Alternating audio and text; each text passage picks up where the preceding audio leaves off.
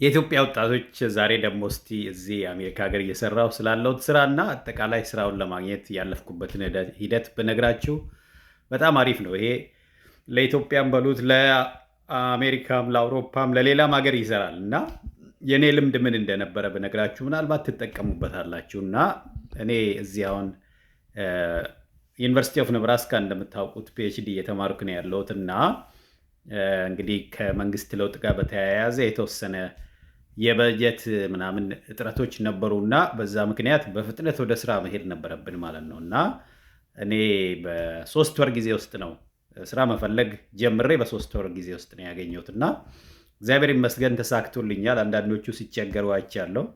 የዚህ ሀገር ልጆች እንኳን ሆነው እዚሁ ተወልደው ያደጉ አሜሪካዊ ዜግነት ያላቸው ከተመረቁ በኋላ ስራ ሲያጡ ሲቸገሩ እያየው ነው የነበረው እና ነገሩ ቀላል አልነበረም። እና አንዱ እኔ የጠቀመኝ የስራ ልምድ ነው እና በደንብ እንድታስተውሉ የሚያስፈልገው ወደ 4-5 ቃለመጠይቆች በቀጥታ ሚን በተዘዋዋሪ አድርጌያለሁ።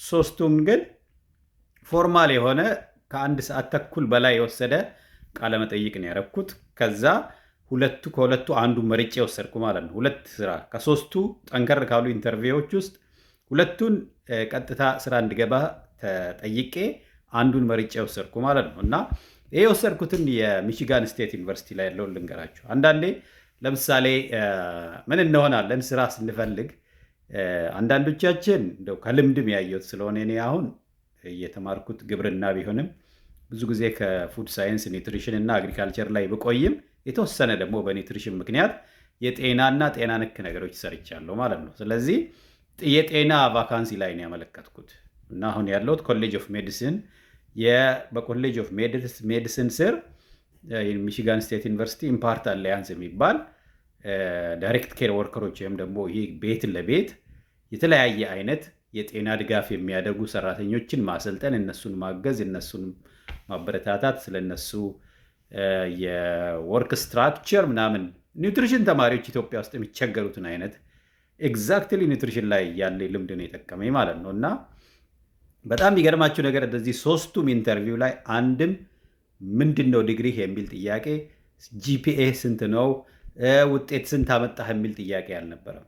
በተደጋጋሚ የሚጠየቁት ጥያቄዎች ምን መስራት ትችላለህ፣ ችግር ቢመጣብህ እንዴት ታመልጣለህ፣ እንዴት ችግሩን ትፈታለህ፣ ከሰዎች ጋር አብሮ የመስማማትና ከሰው ጋር የመስራት ልምድ ምን ይመስላል፣ ፕሮጀክት ጽፋ አሸንፈህ ታውቃለህ ወይ፣ ፕሮጀክት ላይ የሚያጋጥሙ ነገሮች ምን አይነት ናቸው ምናምን የሚሉ ሞሮርለስ ፕራክቲካል ጥያቄዎች፣ አብዛኛው ማይንድ ሴት ላይ ያተኮሩት ጥያቄዎች ነው የነበሩት። የሚገርማቸው ቴክኒካል ነገር አይበዛም። እና ዛሬ ወርክ ኢንቫይሮንመንት ምን ይፈልጋል? ቴክኒክ ማሰልጠን ቀላል እንደሆነ ብዙዎቹ ቀጣሪ ድርጅቶች ይረዱታል። እኔም የማወቀው እሱ ነው። አንድ ሰው የሆነች ነገር መስራት ቢያቅተው ማሰልጠን ትችላለህ፣ ቀላል ነው። ዋናው አመለካከቱ ግን እንትን የሆነም ሰው በትክክል ለስራ ዝግጁ ያልሆነ ወይም የአመለካከት ክፍተት ያለበት ወይም ደግሞ ለመማር ዝግጁ ያልሆነውን ሰው ማሰራት በጣም ያስቸግራል ማለት ነው። እና ሰው በብዛት የሚጠየቁ የነበሩ ጥያቄዎች ቲም ወርክ፣ ፕሮጀክት ማኔጅመንት፣ ላይክ ፓርትነርሺፕ ማኔጅመንት፣ ኮንፍሊክት ሪዞሉሽን፣ አዳፕታቢሊቲ ለምሳሌ በኮሮና ጊዜ ሲገጥመን የነበረው ችግሮችን የመቋቋም አቅም እና ፕሮአክቲቭነስ ለምሳሌ ሰልፍ ስታርተር የሆነ ራሱ ጀምሮ የሚሰራ የሚጨርስ ሰው እና እንዲህ አይነት ጥያቄዎች ነው የነበሩት። እና አደራ የምላችሁ ነገር ምንድን ነው፣ አንዳንዴ ለምሳሌ ስራ ውጭ ሀገር ብቻ ጥሩ ስራ የሚሰራ የሚመስለን ሰዎች አለን። አገር ውስጥ ያሉትን ነገሮች ዝቅ አድርገን የምናየው አብዛኛው እኔ ያለኝ አሁን እዚህ አሜሪካ ሀገር ስራ እንድገባ ያገዘኝ 70% ከኢትዮጵያ ይመጣል፣ 80% ከኢትዮጵያ የመጣ ልምድ ነው። እና ቀለል አድርገን ማየት የለብንም። በየአካባቢው ያለችውን እድሎች፣ ሊታተሙ የሚችሉ ወረቀቶች አሉ። ዳታ ማግኘት ኢትዮጵያ ውስጥ ከባድ አይደለም። እና ከተለያዩ ኤንጂዎች ጋር እንደዚህ የተለያዩ ግራንት መጽሐፍ ዩኒቨርሲቲ ውስጥ እንኳን ብትሆን ትንሽ ብርም ብትሆን እንኳን ለምና 30 ሺህ 40 ሺህ ብር አይሆንም ፕሮጀክት የመጽሐፍ እድል ስታገኙ መጽሐፍ። ከሁሉ በላይ ደግሞ ሌላ እኔ የጠቀመኝ ማህበራዊ ሚዲያ ላይ ያለኝ ልምድ ነው። ኢትዮጵያ ላይ ያለኝ ልምድ ብዙ ነገሮችን በምሳሌ አስደግፌ መናገር እችላለሁ። የሆነ ነገር እችላለሁ ስል ማዕት ልሰጠው የሚችለው ምሳሌ ያለኝ ማለት ነው። ፈንድሬዚንግ ሲባል እንኳን እኔ ለወጣቶች ብዙ አይነት ፈንድሬዚንግ ሰርቻለሁ እና ከምን ልጀምር ነው ያልኳቸው። ዱ ዩ ዋንት ኖ አባውት ኢንዲቪጁዋል ፈንድሬዚንግ ኤክስፒሪየንስስ፣ ፕሮጀክት ፕሮፖዛል ራይቲንግ ኤክስፒሪየንስስ፣ ፈንድሬዚንግ ቱ ሆስት ኮንፈረንስስ፣ ፈንድሬዚንግ ፎር ስሞል ኤቨንትስ ዊዝን ካምፓስ እና ይሄ ሁሉ በየስ ኢትዮጵያና በሐዋሳ ዩኒቨርሲቲ በነበርኩበት ሰዓት የሰራኋቸው ስራዎች ናቸው በጣም ያገዙኝ። እንደገና እዚህ ነብራስካም ከመጣሁ በኋላ ደግሞ የስ ኢትዮጵያን አሜሪካ ሀገር አስመዝግበን ነበረ።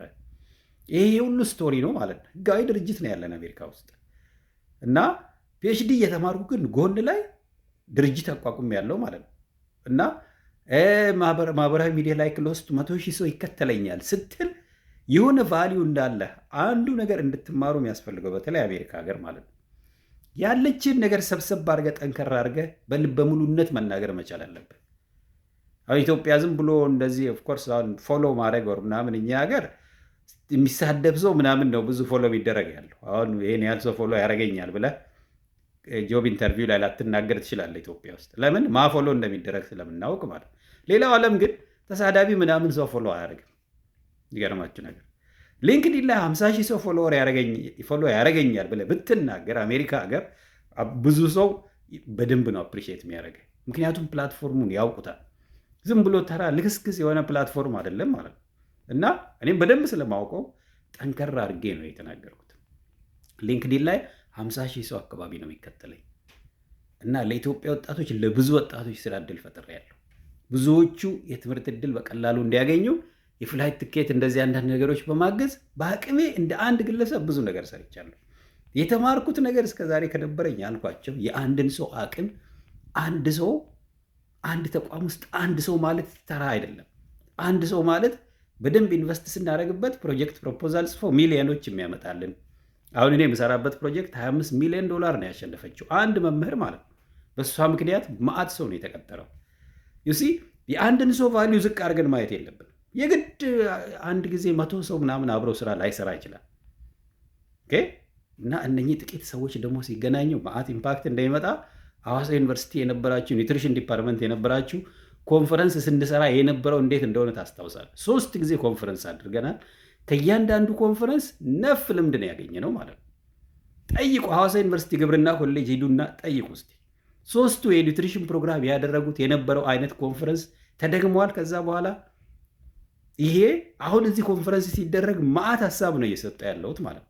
ከዛ ካመጣሁት ኤክስፒሪየንስ 3 ጊዜ የተለያየ ኮንፈረንስ አድርገን ነበር ሐዋሳ ዩኒቨርሲቲ ላይ እና ይሄ ሁሉ በተግባር ጎበዝ ነኝ ልትል ትችላለህ፣ ሞክሬያለሁ ልትል ትችላለህ።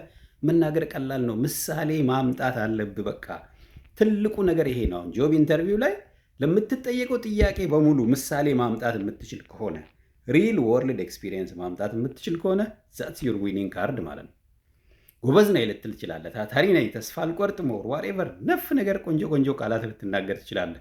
እስቲ መረጃ አምጣ፣ ምሳሌ አሳየን፣ እንዴት ነው የምናውቀው ያንን ማድረግህን የሚሉ ጥያቄዎች ይከተላሉ ማለት ነው እና ከዛ ያለፈ ደግሞ በቃ ባለህበት ቦታ የምትችላትን ያህል መጣጣር አለብህ። ይህን በተለያየ መንገድ አድርጌ ተናግሬያለሁ ጆብ ኢንተርቪው ላይ ማለት ነው እና እኔ እንግዲህ እግዚአብሔር ይመስገን እንዳልኳችሁ ከብዙ ሰዎች ጋር አብረን በመሆን እኛ ሐዋሳ ዩኒቨርሲቲ በጣም ቆንጆ ተቋም ነው፣ ጥሩ ስም ያለው ተቋም ነው እና ብዙ ፓርትነሮች ከሐዋሳ ዩኒቨርሲቲ ጋር ይሰራሉ። ለምሳሌ እድለኛ ነበርኩኝ ሐዋሳ ዩኒቨርሲቲ። ያው እኔ እንደምታውቁት ሐዋሳ ዩኒቨርሲቲ ቀጥቅጥ ነኝ ነው የምለው። እዛውን የተማርኩት እዛውን የሰራሁት ወር ምናምን ጦጣዎቹን ጭምር ጋር የምተዋወቀው ማለት ነው እና ደስ ብሎኝ ነው ስለ ሐዋሳ ዩኒቨርሲቲ ስናገር ደስ ብሎኝ ነው የምናገረው። ምክንያቱም እዛ ግቢ ውስጥ በነበርኩ ሰዓት ቆንጆ ጊዜ እንዳሳልፍ ኢንቴንሽናሊ አስቤ ነው ሰራ የነበረው። ከብዙ ሰዎች ጋር በጣም ደስ የሚል ጊዜ ነበረኝ። ብትጠይቁ ትችላላችሁ ሐዋሳ ዩኒቨርሲቲ ግብርና ኮሌጅ ሄዳችሁ ማለት ነው። ፖዚቲቭ ወርክ ኢንቫይሮንመንት እና ሰዎች ጋር በቃ በሰላም በጥሩ ሁኔታ ስራ አካባቢ ላይ መኖር መለማመድ፣ ባለበት ሰዓት ጊዜ የምትችላትን ያህል መጣጣር፣ ብትሄድ እንኳን የሆነች ነገር ይዘህ የምትሄዳት ጥሩ ትዝታለች። እሷን ደግሞ ለነገ እንደ መሰላል መቆሚያ ታረጋታለህ ማለት ነው እና በዚህ አጋጣሚ የሐዋሳ ዩኒቨርሲቲ በተለይ ኒውትሪሽን ዲፓርትመንት እጅግ ነው ማመሰግናችሁ። ኢትዮጵያ ኒውትሪሽን ሊደርስ ኔትወርክ፣ አክቱኑት ኮሚኒቲ ተናግሬ አልጨርሰውም። ከየት አካባቢ ቆንጆ ነገር እንደተማርኩ ኔዘርላንድ ያለ ኪው ፖይንት የሚባል የኑፊክ ፕሮግራም ነበረ። ነፍ ነገር ነው የተማርኩት እና እሱ ጠቅሞኛል። በርቱ ነው ብላችሁ